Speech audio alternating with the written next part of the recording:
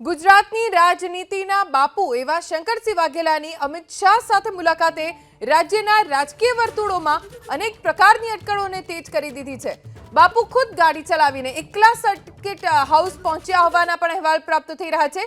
15 minute કરતા વધુ સમય સુધી અમિતભાઈ સાથે મુલાકાત કરી હોવાની પુષ્ટિ ખુદ શંકરસિંહ વાઘેલા એબીપી અસ્મિતા સંવાદદાતા સાથેની ટેલિફોનિક વાતચીતમાં કરી। જો કે બાપુએ આ મુલાકાતને શિષ્ટાચાર મુલાકાત ગણાવી છે। મૂળતઃ ભાજપના ગોત્રના એવા બાપુ ભાજપ છોડી રાજપા ત્યારબાદ કોંગ્રેસ અને કોંગ્રેસ છોડી પોતાના સંગઠનને મજબૂત કરતા રહ્યા છે। જો કે તેમના પુત્ર થોડા સમય માટે ભાજપમાં જોડાયા બાદ ભાજપથી દૂર થયા। આ સંજોગોમાં મહેન્દ્રસિંહ વાઘેલાની રાજકીય કારકિર્દી અંગે બાપુએ ચર્ચા કરી હોવાની અટકળો પણ છે।